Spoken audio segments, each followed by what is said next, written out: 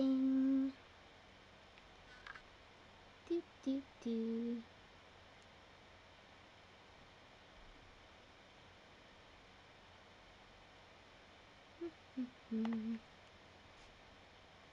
I think we're live. Yeah. Okay. Yeah. Let's make sure the sound is good because this is my first time doing this. So I'm gonna play a little bit of the song I'm gonna go over.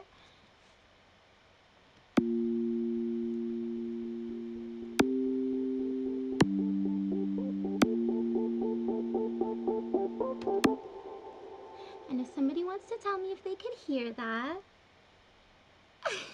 that would be extremely helpful. I'm like pretty sure that I set it up correctly. Hi! Yay!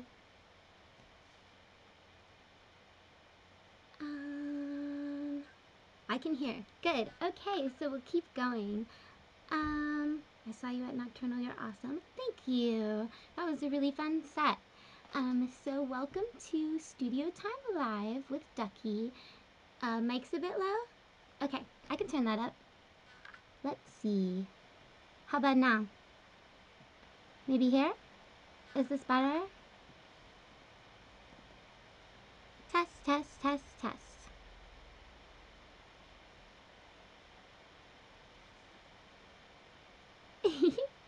Hi! Yay, okay.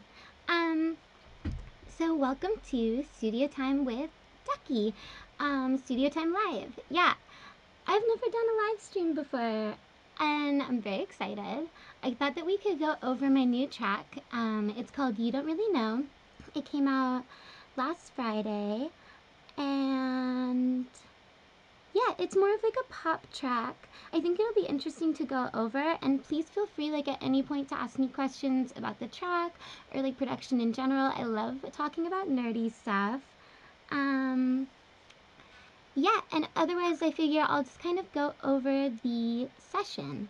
So this session for me was just like kind of an exercise in doing things as simply as possible. So there's not like a ton of crazy sound design. There's a decent amount of processing. But to me it was more about like making things effective as simply as they could be. And it happened like pretty quickly. I wrote this track in a day or two. And I think I'll just start from the top down. Something that people have been asking a lot for in the studio time videos is like drum arrangement. And I do my drums pretty simply. I typically keep them in 2 sections. This is something that I learned from other tutorials and producers. So just like for dance music in general, and I will say like I approach things from like a dance music mentality, but this is more of a pop track. But I like that. I don't know. I have like a mix of like foundations because I have like university engineering training, but then I mostly work in the dance world. So I try to bring them together. So this is more of a dance approach, but I have the kick and the snare kind of in their own thing. And if I had like toms, I would probably put them there too. Like anything that needs low end that needs to hit. And so that's my like drums group. And then what I do is I do imaging. And I do imaging on most of my groups where I just pulled everything below 200. Anything between like 160 and 200 is kind of like your sub information. And I just pull that to mono because I like to have that like super, super centered, like driving low end. So this is the Isotope Ozone, like the standalone imager from Ozone. And then I use the UAD SSL G-Bus compressor Legacy. It's just a compressor. It is like, I don't know how to explain it. So UAD stuff uses DSP, which is digital signal processing for like analog emulation. And it creates this like kind of warmth and character that people look for in like analog gear. But this compressor just has this like certain characteristic that I haven't really been able to replicate with anything else. So I put it on my drums every single time. And I make the ratio really high so it's closer to like a limiter almost. And I always have these settings, like a reasonably quick attack, an auto release. Yeah. And then I use the invisible limiter on every group. And this limiter, I like the invisible limiter because it's invisible. Like, they live up to their name. It's super transparent and clear. And I don't know, like, it doesn't have any of the, like, artifacts that limiting typically has. And then I always turn on oversampling, which is really important for catching peaks, like, in between when it's sampling the audio. And then I just kind of pushed it up so you're getting this, like, really punchy sound. And it's simple. I just have a kick sample that I found. I use Splice for samples, and I pay for a lot of samples. I really like samples. I do use Kick too, which is a kick design plugin if I want to make my own. But I love getting inspiration from other people's sounds. I don't think there's anything wrong with that. Then I just have some snare I found. For the kick processing, I have a transient shaper. Oh, I made it in mono. That's just Ableton stock.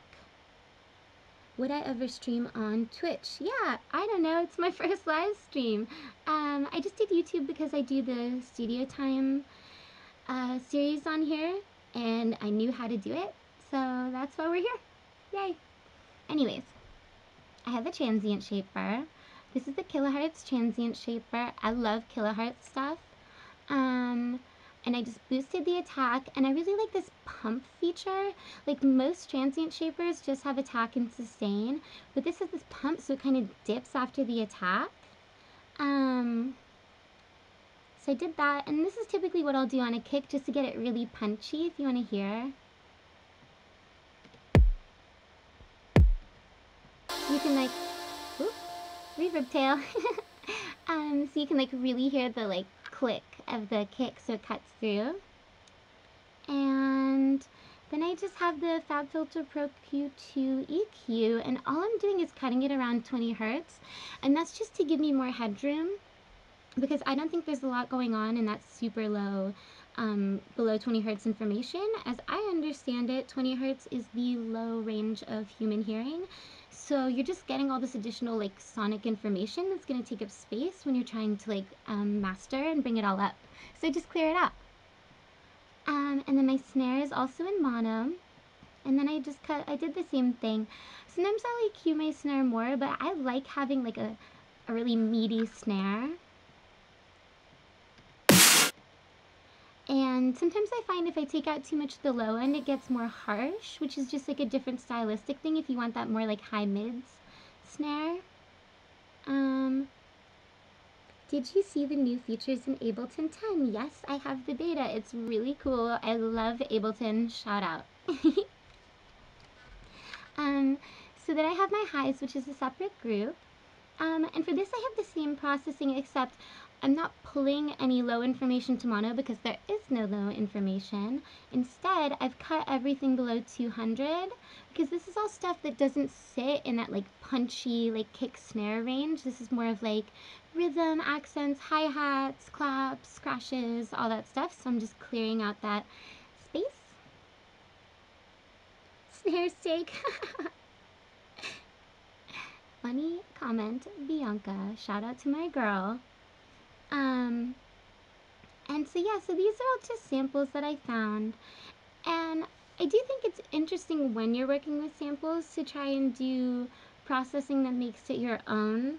Because that's how you get that, like, not just a distinct sound, but I think that a lot of samples, if you just layer them all together, like, I have a clap, I have a kick, whatever, they can sound kind of flat and not cohesive. So I think processing is, like, really important for a lot of reasons. Plus, like, I'm a big engineering nerd, so mixdown are really important to me. So with my claps, usually what I do, and I did it here, is I use this, I don't remember, Plug and Mix. That's the name of the company. And it's this liquid air thing. And, I use this air guitar preset. It's supposed to make your guitars brighter, but I love the way it sounds on claps. Like, it makes them so crisp. So you can listen, like, even before and after. So I'll turn everything off. So that's with nothing. And then with the air, so it really just boosts that air. And then I use Stereolyzer, which is one of a couple imaging plugins that I use, that just ups the width. So I like these claps like really wide, because they're kind of bright and high. I want them to like fill up the space. So I made it wider. That's all it is. Let's see. Do you ever use drum racks? If not, why not?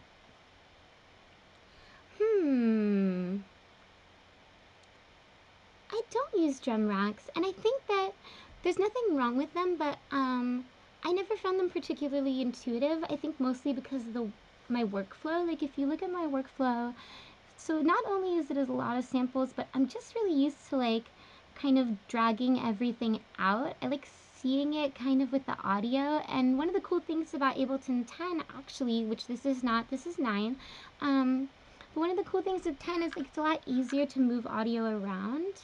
But I learned how to produce on Logic 6 when I was 13, and I was very stubborn, and I refused to read a manual.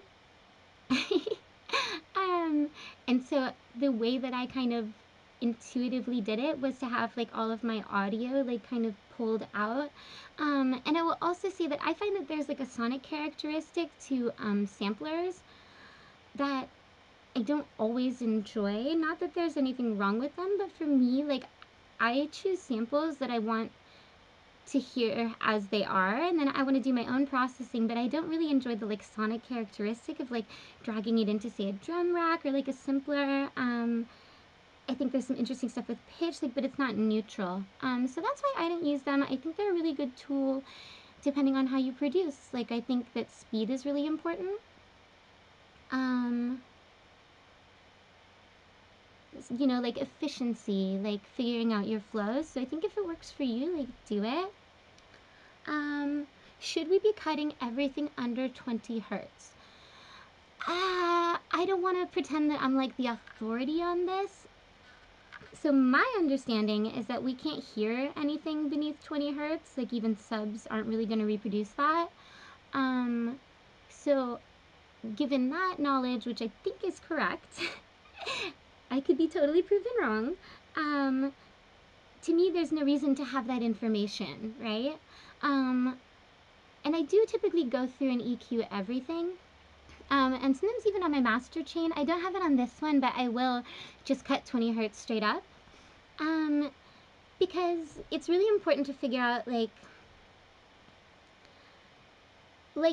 MHZ Oda said in the chat that it is important to figure out what frequencies you need, and like where the information really is, right? Like most samples or sounds have a lot of sonic information and frequencies that aren't necessarily doing anything. Like a lot of the times you'll have a hat loop that'll have like sub information, right? And you don't need that. So I think that EQing is like really important to make everything in your mix sit well together. So that's my answer. Like with this, I had a hat loop, right? And I did this really intense cut, like almost 5K. And we can listen to it.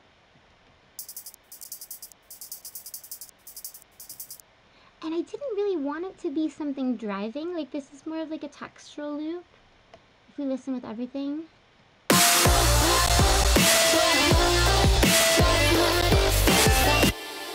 So I really, reverb tail. So I really only needed those like mega high frequencies.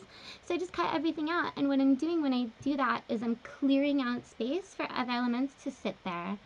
And for this, I just used a different imager. So you can see I made them really wide. I like to do this with hats a lot just to like clear out space because I find they're more of like an accent than like a driving element. A lot of the time, at least. And then I have volume shaper that's being controlled by the control MIDI up here. And I've talked about this a lot on studio time, but it's just like controlled ducking. So it's just taking the volume down in this shape, every time that the MIDI triggers that. Yeah. Do you know if they changed up the keyboard mappings at all in 10? Yeah, they did. It's cool. It's really helpful.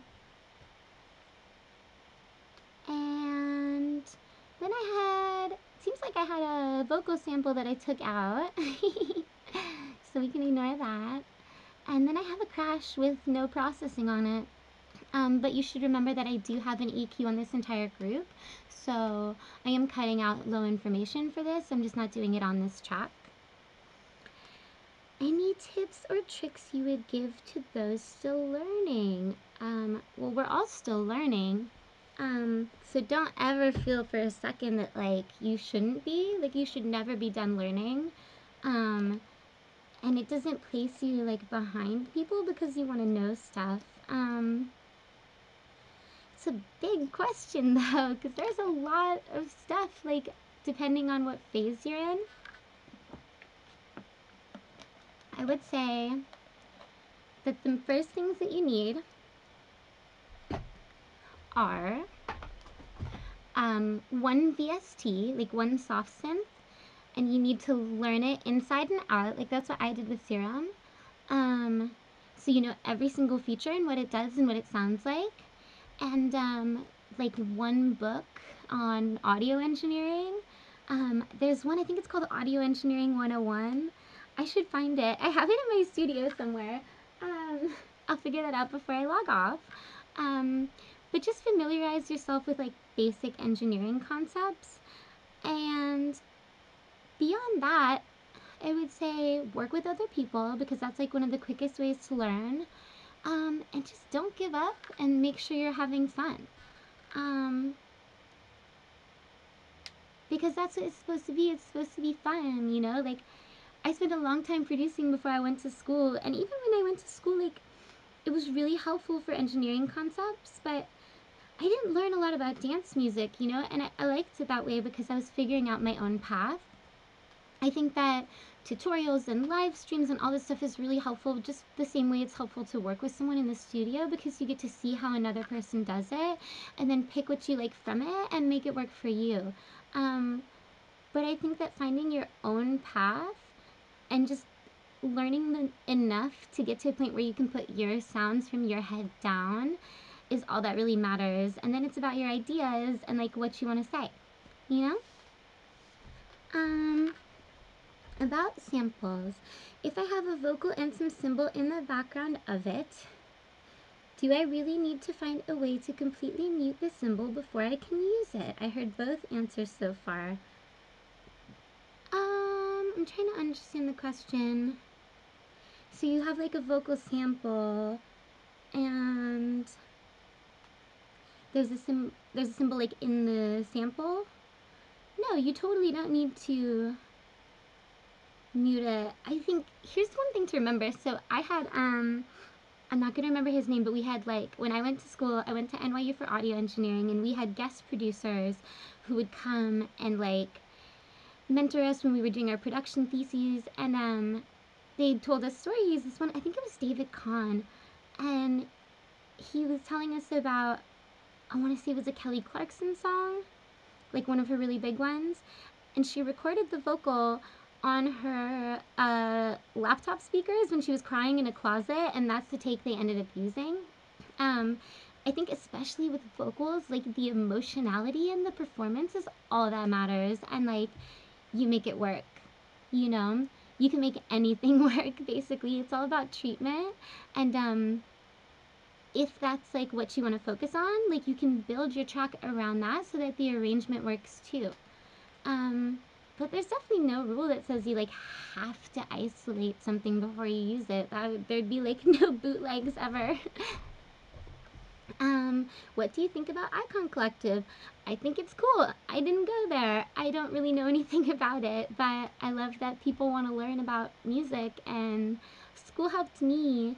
I don't think that you need school to become an excellent producer, but I think that it can help. But I think that so can just doing your own thing.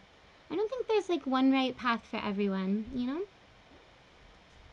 Okay, keep asking me questions, but I will keep going through this track. So then I always have like a separate effects group. You can see I have my little tag here, my little, and then I have like impacts and stuff.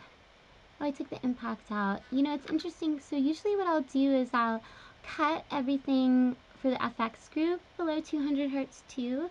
And then if I want like a big reverb kick, I'll put it over here with my regular kick. So that's one of the only places that has like sub information. And then this will all be clean, but I didn't do it this time.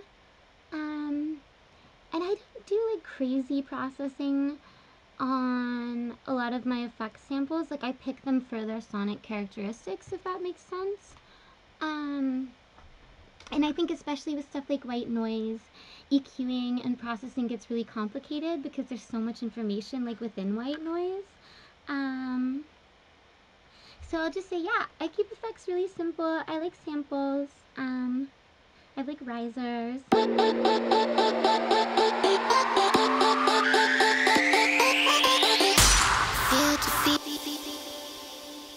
you can hear like I have an impact and a crash and a riser, and I will say I did do a studio time video on making your own effects, so if you want to know how to make some, like, subscribe, blah blah blah.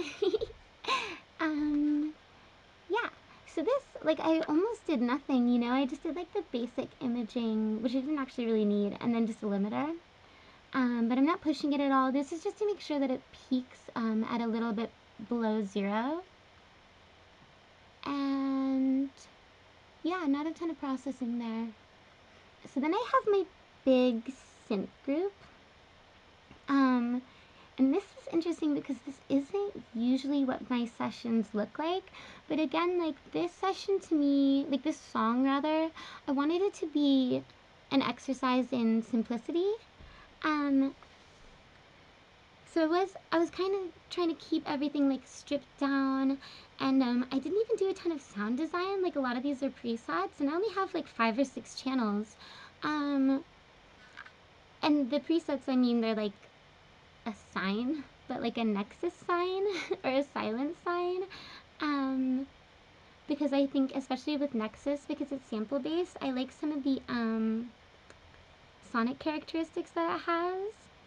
It sounds almost like analog, which is cool. So I have my bass, and like normally I would keep like sub information and then bass information and then maybe even like high mid synth separate, but this is just how I did it. So I guess this is just like a good reminder that there are actually no rules. So what do I have? Let's see. I have this like intro. Oh, it's a silent. It's a bass setting, but basically, so this is a preset that I found from some Sennheiser pack, but it's basically just a sine. It's a sine and a saw with a little bit of pitch and cutoff modulation on it. And I use that, it's supposed to be a bass, but I used it higher.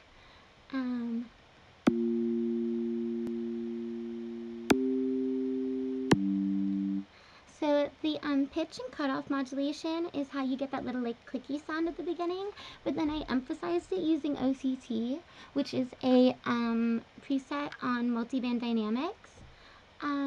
That's a stock Ableton thing. If you've ever tried to make dubstep, you should know it.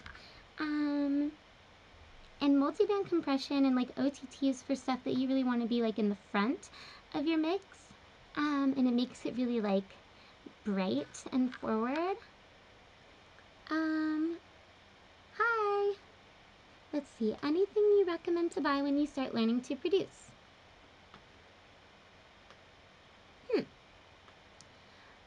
Ableton. I love Ableton. Logic is good too, but I think there's a much steeper learning curve. I started on Logic and it was like really intense, and it was like Logic 6, so I know it's much more intuitive now. But I like Ableton the best. I find that it's the most flexible. Like, literally anything I want to do on Ableton, I've always been able to figure out how to do it. So I would say Ableton. I would say Serum is a really good VST to learn on because it's so visual. I'm going to open up Serum so you can see, because I have some sound design that I did do here. So this is Serum. And I'm going to play this, and I'm going to show you, you can like see what's happening with the sound.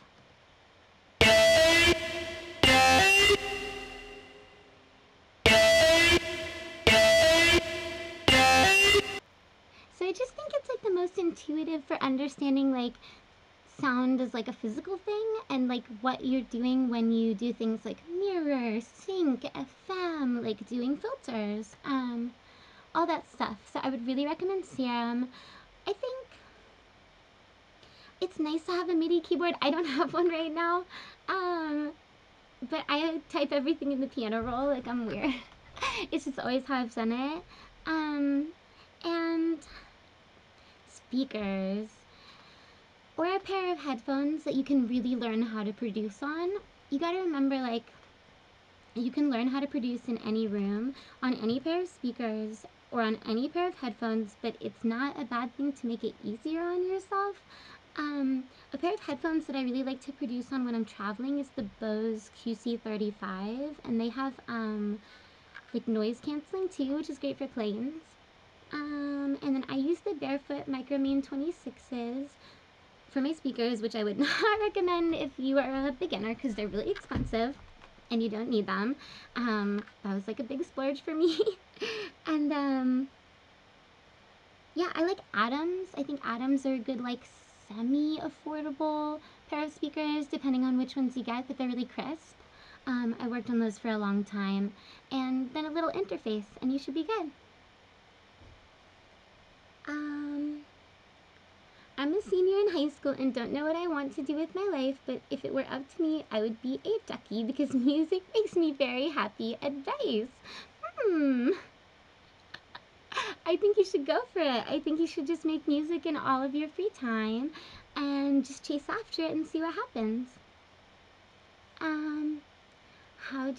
I always struggle with the low ends of my music and subs. Sometimes I get weird phasing issues. Can you show us your processing for subs and stuff? Any tips? Yeah, that is a tough one.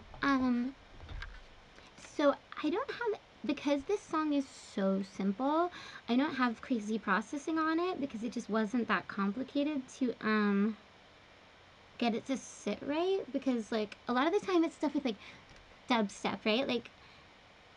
Like Happy Hardcore is hella easy to make your low end fit because it's like the kick is here and then the bass and then the kick and then the bass, bump, bump, bump, bump, bump, bump.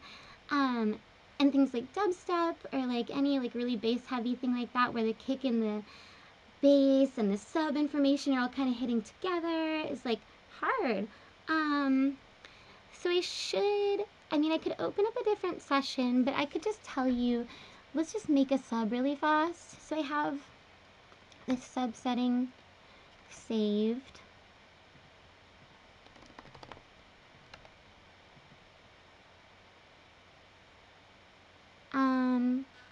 So I used the Virtual Riot preset for my sub. No shame. Shouts out. But then I messed with it a little bit. I did some like changes to the envelope. Actually, you know who helped me with this was my friend Kill the Noise. So big shout out. Love him. He helped me with that little envelope. But it's just a Virtual Riot preset here, right? And then some EQ, so you're just getting the sub information. And then here's the thing I will say is like, so I use Volume Shaper for like cutting that space out when the kick comes in. And then what I'll do with bass stuff, right? Like let's say I was doing something a little bit different. Let's say I wanted to have my bass and sub be the same thing. What I would do is I'd make my bass. Do I have something cool and bassy? Unclear. This is so embarrassing. I have the worst user folder ever.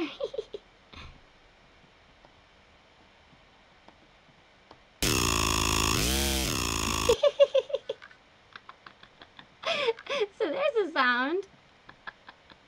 Oh, that's so funny. I'm cracking myself up. Sorry, guys. So let's say I have this thing. Whatever. It sounds terrible. And I have my sub, right? And let's pretend this sounds good.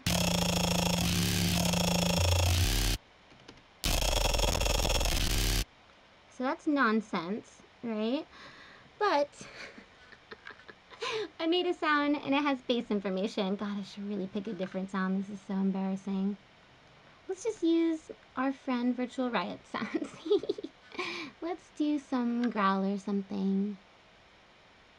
Crunchy FM growl.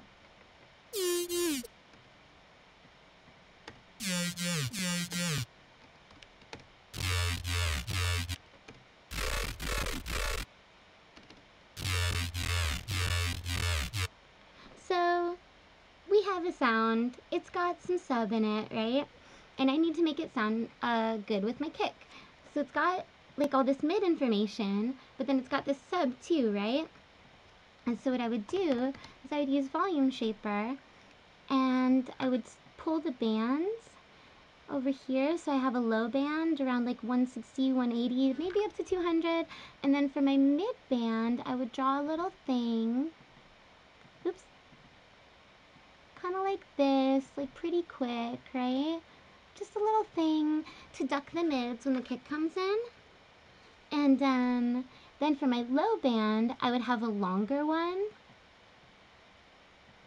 And so it's almost like, you can do a similar thing with multi-band compression actually. You can kind of expand the sub range so that it comes in. But this is basically the same thing with volume shaper, right? So what I'm doing is every time this gets triggered, the low band ducks for longer. So all that sub information ducks for longer. And then the mid band is coming in more quickly. So it's not getting the ducked effect where it's like kind of future bassy. But I'm clearing up that space in the like sub range.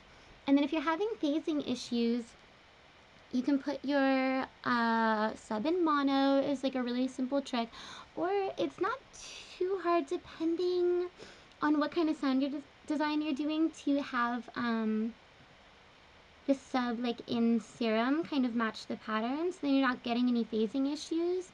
If you're doing a separate sub, mono is kind of like the quick way to avoid phasing issues. But I will say another cool trick is like if you have your built-in sub like in serum and you're finding that because there's so much mids, you're kind of losing that bass information. Melda has a really cool plugin called Ambassador. We just put it on and then it replaces the bass information. So you can just turn the dry bass off and then do it up to like 170, 180, right? And I don't know if you could hear that, but if you're listening on headphones, maybe you could hear that there was like a crazy loud sub that kind of just like, it just takes away the original information there and replaces it with like a new fatter bass. And then you just want to do linear phase. Enable that here to make sure that you don't have phasing. Ooh, I need water. Phasing issues. Sorry. So I hope that was helpful. I will also say that it's helpful to EQ your kick and your bass. Depending on like what style you're going for, like a lot of the time you just need the right kick sample, or you need to design the right kick. Like if you want to have like a really fat sub, you don't need a super subby kick necessarily. Maybe you need more of like a kick with character, that lives a little bit higher up, so it's kind of giving that punch, and then you have this sub doing its thing. So arrangement is a big part too. I hope that was helpful.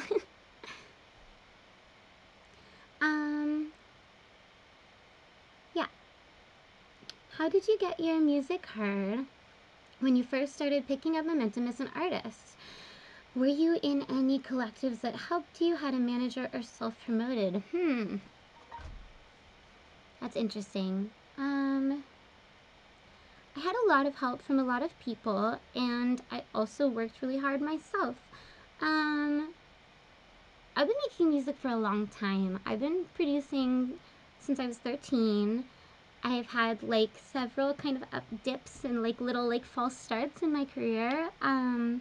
I started on MySpace when I was 13, and I was playing shows then. Then I started DJing for a while. Then I kind of stopped and was doing more of like an indie pop live thing under the same name. And I got a manager then. which wasn't, I like love them, they're amazing, but it wasn't the right fit for me because I'm not like indie pop at heart. Um, and then everything, I kind of restarted when I moved to LA like 2 years ago, 2.5. Because I realized what I wanted to do was electronic music, and I started sending, like, to me it's all about the next immediate right step. So I would say, like, don't spam Diplo with your music and think he's gonna, like, make your career. But, like, look at, like, underground labels, you know, and, like, people who are putting, like, unknown artists on and sending music there. That's what I did. I had releases with, my first label release was this one called Be Yourself Division, which ended up being a scam. They, like, totally took all the money. But then I got a release on Hot Mom, shout out Shifty, and,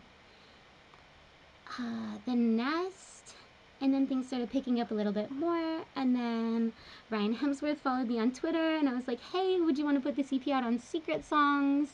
And just built, like, naturally, but just never, like, punishing people, never being like, oh, bro, like, you have to check my sick track. Like, it's great to send promos and stuff. I look through promos. I love promos. Please send me promos. I will listen to them. It might take me, like, a month, but I will. But not, like, not expecting, like, the people at the top ever to be the ones that pulled me up when I was, like, brand new. But just, like, looking for people that I vibed with, seeing if they wanted to work together, looking at labels that I vibed with, and just sending them music and hoping for the best. And then when I do have management and booking now, and they found me. And I do believe that if you're, like, really following your path and, like, doing something interesting, like, all that stuff will come when you're ready, you know? Like, managers are looking for clients, booking agents are looking for clients. Like, focus on your music, do the most creative things that you can, make waves, and it'll happen. um, let's see. Any insight on writer's block? Or just dealing with those days where everything makes you feel like garbage? Oh, I know those days. Um, First of all, everyone gets those days, so don't freak out. People have different opinions on this. Like, I have a lot of friends, like, that I text, and I'm like, oh my god, I can't make music. I'm so unhappy. And a lot of them will be like, yeah, like, organize your sample library, like, do stuff that's, like, related to music that will, like, make it easier for you when you are inspired. And I think it's good advice, but it doesn't work for me. I don't want to touch music sometimes, and it's the most infuriating thing because it's the only thing I like to do. Like, I don't do anything else. I have to force myself to leave the house. So when I'm not inspired, like, I'm miserable. And what I've come to terms with is that, like, I can't force it, no matter how much I want to, and I'll only make myself more miserable if I force it, and I'll delay the process. So I think that the most helpful thing that you can do, or that I can do at least when I'm in that rut, is to go out and get a new experience. To, like, go to a show, to go on a trip. I know that's, like, unrealistic most of the time, but sometimes I run away. To just go the fuck outside, like, even if it's just to the park, like, really change my surroundings and try to get that inspiration, because everything out here, like, feeds into what I make, you know? And sometimes I just need to, like, refresh, and sometimes it's, like, a month before I make something that I like again, and I'll still sit there, like, 4 times a week and just be like, oh. But you just gotta come to terms with it, you know? No one is productive 100% of the time, and if they say they are, they're lying. How do you practice mixing for your shows? Do you plan high BPM moments or just do it when the crowd's ready? I have a CDJ set up at home. And it's interesting, I didn't plan my sets for a long time, at all. I just had a playlist, and I knew my first 3 tracks and the track I wanted to end with. and that was it. And I still do that like a decent amount of the time. Like I'll just show up with the playlist and like do my thing based off the crowd. But it is interesting because now I've been presented with a decent amount of situations where I want to make more of a statement with what I'm doing. Like I have my EDC set coming up this weekend and it's really important to me. So I'm spending a lot more time thinking about the transitions and the flow and the energy and the dynamics. Sometimes I go like a really crazy and I'll write out the entire flow in like a notebook and I'll be on my like psycho killer shit, like mapping things out together. Like this one has to go here and then we're gonna dip in tempo and then it's gonna be like this weird energy. I don't know. And I do always, even if I have a full set planned, I have a lot of other tracks in the same playlist so that I do have the luxury of like switching something out if I'm not feeling it or if I'm feeling the energy a certain way. So it's kind of a blend. I don't know. It's a good question. I think that coming in, like lately it's felt like I want to come in with a game plan and have the ability to completely switch it up if I want. So I try to give myself options. Okay, no more questions for now. So I thought we could go over a little sound design because I didn't do much, but I'm really excited about this one sound that I made in Serum.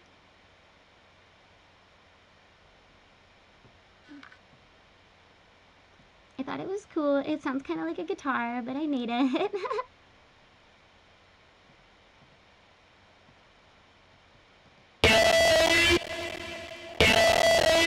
Sorry, my computer is like lagging a little bit. I hope that it sounds okay. I think it's kind of like crackling. My computer is kind of hot. I think it's mad at me. But I'll just show you guys kind of what I did anyways. You've heard it, and you can always go listen to this single on Spotify or SoundCloud. So I just use this like very simple wavetable that goes from a sine to a square. And then I have this LFO modulating the wavetable position, and then this kind of mirror effect, which makes it mirror itself. It does what it sounds like. Shout out Steve Duda. I really like Sam. And then another wavetable position here, which is not doing anything because it's single cycle. Good job, Morgan. And then I have the sync 1/2 window on, which is why you can see it's like multiplied but kind of smaller on the ends. That's sync 1/2 window. I don't know the exact mechanics behind it, so that was my approximate explanation. Oh, I'm sorry it's crackling, you guys. I know, my computer's really mad at me. So maybe we'll just try to do questions and stuff, but I'll just like at least go through Serum. And then I use this formant filter, which is how you get the like vowely sound, because it's like not a good impression.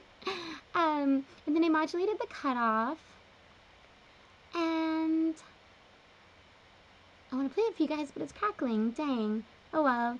I did tube distortion,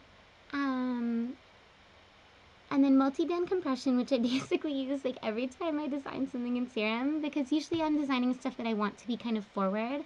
And I love Serum's multi-band compressor because it has an upward expander, so it sounds like bright. A little reverb, and then a low pass filter. So I'm like making it really bright and like distorted, but then I'm like cutting those super highs off. And the way I was thinking about it was like what a guitar actually sounds like, because it's not a super bright, crisp thing necessarily. It has more of like a middle-y sound. This is how I think about sound design. And then the other little thing I did, which I thought was cool, is I did this LFO on the chorus pitch, which is why it's bending, kind of. So you can see it kind of goes... and that's, I think, the way to... As, like... messy as it is, I think it's, like, the best way to think about sound design is kind of, like, the shape. Because it's going... And that's kind of... So... That's what I did. I thought it was cool. I I notice you bring up the threshold on the multiband compressor and serum a lot of the time.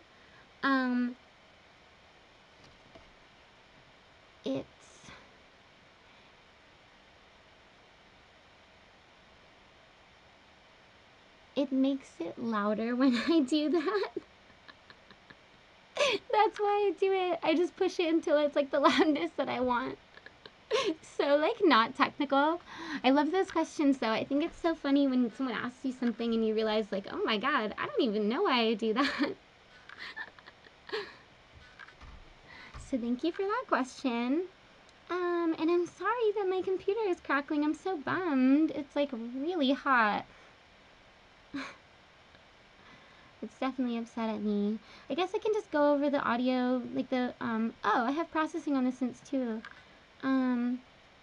I really like to use the UAD Fatso for like bass and synth stuff. And it's cool you can do this like high pass side filter, right? That lets the like bass information through, so you're kind of slamming the rest. It's just like really good sounding. I use it a lot of the time when I want kind of like a driving sound. Invisible limiter, volume shaper, and then I just automated some filters, which is how you get the like movement. I'm gonna try to play it again. I'm sorry if it crackles. Yeah, it's crackling. R.I.P. And then for my audio vocal processing, I've been over. Oh, cool. Okay, I'm glad it's like okay. So for my audio processing, the first thing I do before I do any of this is I use the Nectar pitch editor, which is a lot like Melodyne, in that you like capture the audio and then you can like adjust the pitch, but it has its own like distinct sonic characteristic to it that's like kind of more processed than Melodyne, but also more natural. It's very hard to explain, but I think you can hear it like in my vocals, hopefully. Feel defeated more than you know.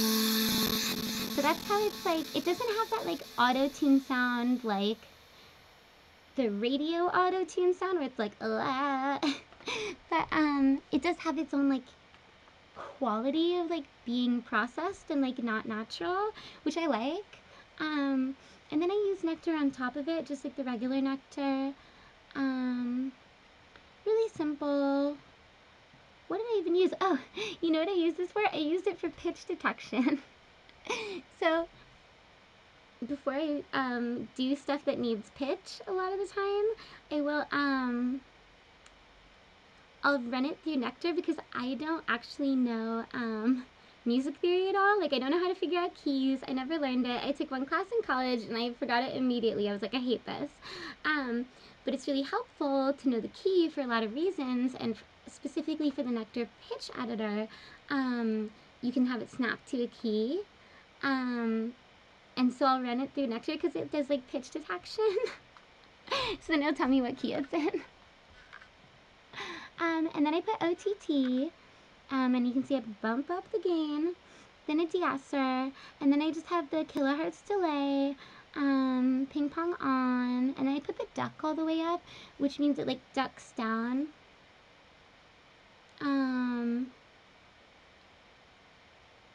Like when the main signal is coming in and then the feedback comes back in. And then Valhalla Shimmer, which is a really cool reverby thing. And yeah, I think that's like most of it. I just did a doubler for the chorus. You don't really know what. God, computer is so angry.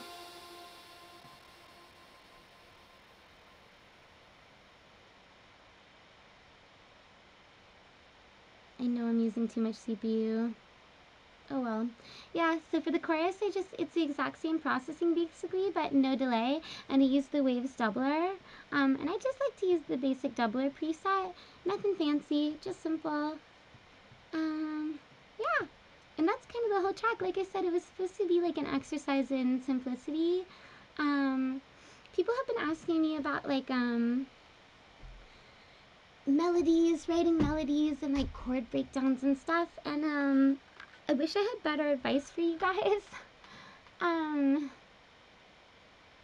it just comes to me in my head. Like I wish I had a better um like advice for you. But I will say if you struggle with melodies, I think that the Ableton Push is a really good tool because you can do things in key. Like it has a scale mode. Um which is awesome if you struggle with like hearing whether or not things are in key or just getting inspiration. Like you can tune it to all these different scales and then all of the buttons will just play in key with each other. It's really cool for figuring out chords and like weird like sevenths and stuff you might not do normally. So that would be my recommendation. Um, but I'm the worst. I just like I hear it in my head and then I just mess around until it sounds right, and I just do it in the piano roll like I don't play an instrument.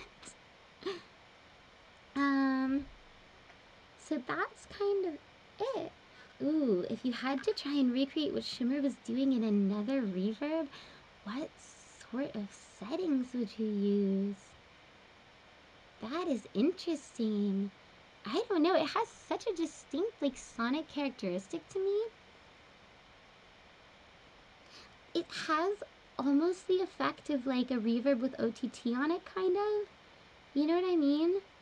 Um, like if you shifted the time on it, maybe? That's what I would mess with first is like putting OTT on a reverb, and then it has some modulation stuff, like kind of how what Nexus has, like pitch modulation and stuff, but it also depends on the settings that you're using because I use like a big stereo effect um, on Valhalla Shimmer. But you could probably do it in Pro R. It's a great question. I might mess with that. Um, what's tattooed on my hand? It's Sean from Texas. It says it's gonna be great. um, what else? I feel bad that my computer is like so mad. I guess next time I need to like freeze and flatten a bunch of stuff, but I like being able to show you guys like everything I did. So I'll figure it out. We'll keep working on it. But I guess that's it unless there are any more questions. Thank you guys for tuning in. This was so fun. And yeah, I love you guys.